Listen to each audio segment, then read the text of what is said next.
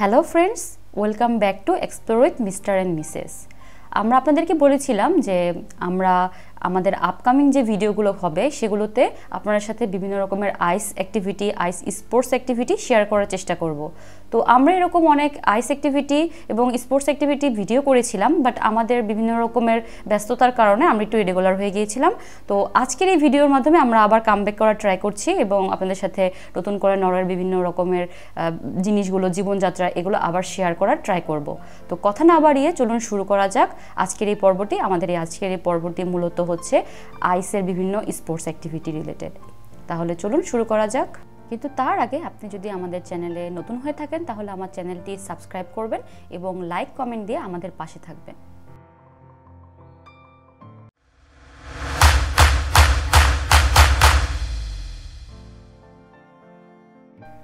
সুন্দর ঝলমলে একটি রোদুচ্চল সকাল। তো আমাদের ভিডিও ব্লগ করার প্রধান দিনটাই হচ্ছে সানডে, বিকজ সানডেতে আমার হাজব্যান্ডের অফিসও থাকে না আর আমারও ভার্সিটি থাকে না। তো সানডেতে আমরা হাঁটাহাঁটি করার অজুহাতে বের হয়ে পড়ি।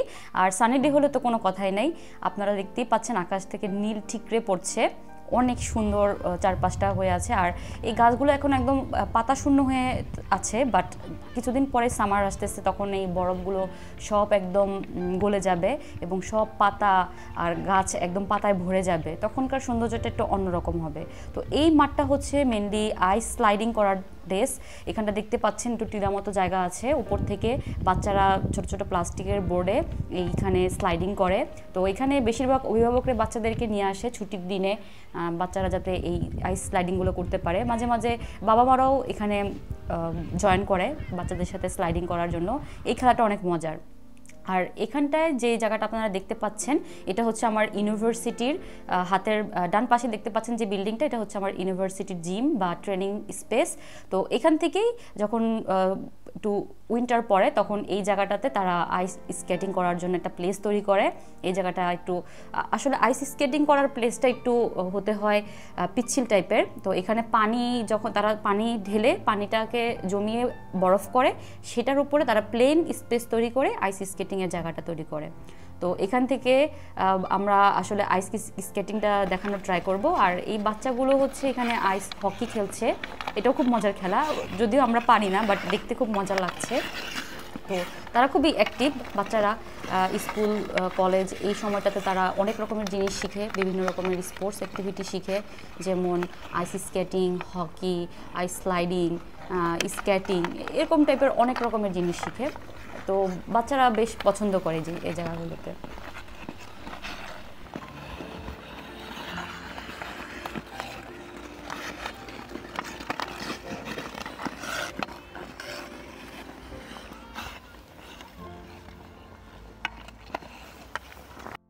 নরওয়েতে আসার পর আমার যেটা মনে হয়েছে যে নরওয়েজিয়ানরা অনেক বেশি অ্যাক্টিভ একটা জাতি। তারা ফিজিক্যাল অ্যাক্টিভিটি করতে খুব পছন্দ করে এবং তাদের বাচ্চাদেরও অনেক ছোটোবেলা থেকে এগুলো শেখায়। তো আমি এমনও সময় দেখেছি যে আমার বাসা থেকে স্টাডি থেকে দেখা যায় যে 12টা-1টা বাজেও তাদেরকে দৌড়াতে দেখেছি। হয়তোবা সে সারাদিনে সময় পায়নি, কিন্তু সারাদিন শেষে আধা ঘন্টা হলেও সে একটু রান করবে বা একটু ওয়াক করবে। এই কারণে তারা অনেক বেশি ফিজিক্যাল অ্যাক্টিভ। এবং আমি দেখেছি যে এখানে 70-80 বছর বয়স পর্যন্ত তারা অনেক ফিজিক্যাল ওয়ার্ক করতে পছন্দ করে এবং তারা খুব হার্ড ওয়ার্কিং।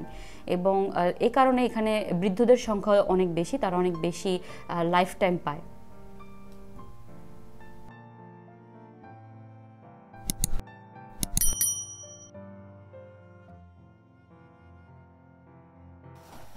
আর আমাদের ইহানের আইস স্লাইডিংয়ের হাতেখড়ি হচ্ছে, আমরা তাকে চেষ্টা করছি একটু বরফে অ্যাডজাস্ট করতে। এই জায়গাটা হচ্ছে আমার বাসার সামনের মাঠের যে প্লেসটা, ওখানে আমরা সবাই ভেবেছিলাম যে উইন্টার চলে গিয়েছে, আমরা সবাই খুশি হয়েছি যে হ্যাঁ স্প্রিং আসছে, বাট হুট করে একদিনের স্নোফলে আমাদের এই জায়গাটাতে এতটা পুরো স্নো জমে গিয়েছে। এবং এখানটায় ইহান আইস স্কেটিং করছে, সরি এটা আইস স্কেটিং না, এটা হচ্ছে আইস স্লাইডিং, এটা সে খুব পছন্দ করে করতে।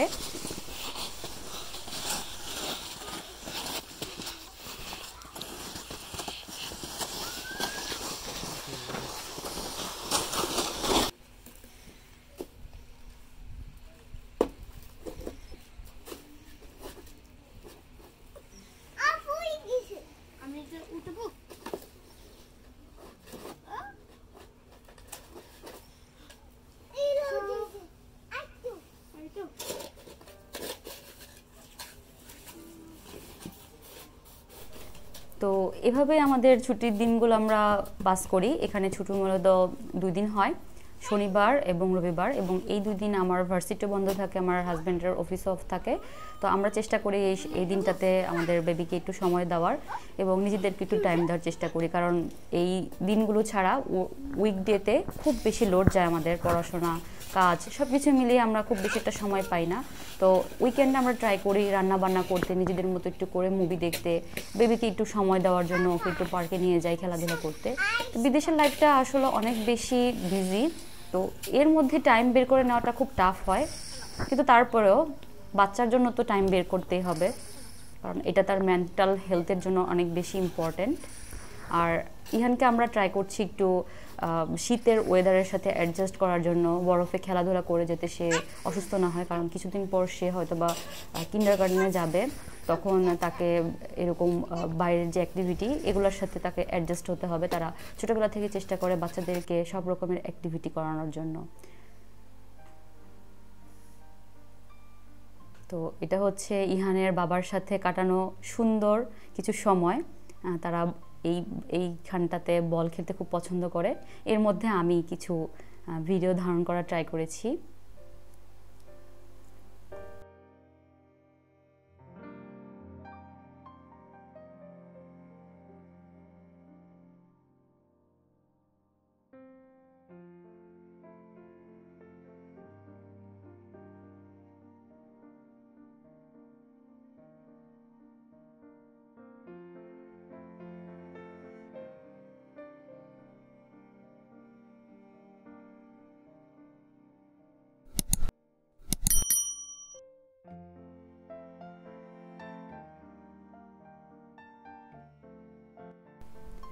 সমস্ত দিনের শেষে শিশিরের শব্দের মতো সন্ধ্যা আসে, ডানার রৌদ্রের গন্ধ মুছে ফেলে চিল।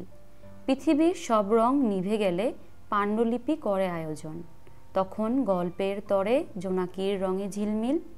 সব পাখি ঘরে ফেরে, সব নদী ফুরায়, এই জীবনের সব লেনদেন, থাকে শুধু অন্ধকার। এটা হচ্ছে জীবনানন্দ দাশের একটা ফেমাস কবিতা, আর জীবনানন্দ দাশ আমার খুব পছন্দের একজন কবি। তো এই কবিতাটা পড়তে পড়তে আমার মনে হচ্ছিল যে ঘরে ফেরা পাখির মতো আমিও আমার দেশে ফিরে যাই। দিন শেষে আমি আমার দেশকে খুব মিস করি, শুধু আমি না, আমার পুরো ফ্যামিলি আমার দেশকে খুব মিস করি। তো আজকের পর্বটা আমরা আর বাড়াবো না, আজকে এই পর্যন্তই। আবার দেখা হবে নতুন কোনো পর্ব নিয়ে, কিন্তু তার আগে আপনাদের যদি আমাদের পর্বটি ভালো লাগে, আমাদের এই ভিডিও ব্লগটা ভালো লাগে, সেটা আমাদেরকে কমেন্টে জানাবেন, এবং নতুন কি দেখতে চান সেটাও জানাবেন, এবং সাবস্ক্রাইব করে আমাদের পাশে থাকবেন। আল্লাহ হাফেজ।